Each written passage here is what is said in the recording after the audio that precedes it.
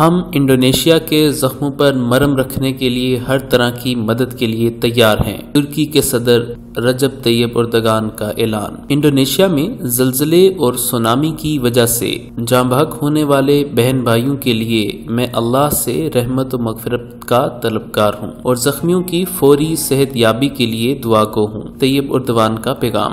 ترکی کے صدر رجب طیب اردوان نے اپنے ٹویٹر پیج سے جاری کردہ بیان میں انڈونیشیا میں زلزلے اور سونامی کی وجہ سے ہلاک ہونے والوں کے لیے تعزیت کا اور زخمیوں کی فوری صحت یابی کی تمنا کا اظہار کیا ہے۔ انہوں نے کہا ہے کہ انڈونیشیا میں زلزلے اور سونامی کی وجہ سے جاں بحق ہونے والے بہن بھائیوں کے لیے میں اللہ سے رحمت اور مغفرت کا طلبگار ہوں اور زخمیوں کی فوری صحت یابی کے لیے دعا گو ہوں۔ ہم انڈونیشیا کے زخموں پر مرہم رکھنے کے لیے ہر طرح کی مدد کے لیے تیار ہیں۔ رجب طیب اردوان نے اپنے پیغام کو ترکی اور انگریزی دونوں زبانوں میں شیئر کیا ہے۔ یاد رہے کہ جمعے کے روز انڈونیشیا کے جزیروں میں خوفناک زلزلے اور سونامی کے نتیجے میں جاں بحق ہونے والوں کی تعداد اب تک تقریباً 900 ہو چکی ہے۔ زلزلے کے نتیجے میں ہزاروں گھر، ہسپتال، تجارتی مراکز، ہوٹل اور مارکیٹ زمین بوس ہو گئے۔ اس دوران بالی شہر آنے والے ایک مرکزی راستے پر واقع پل بھی منہدم ہو کر پانی میں ڈوب گیا۔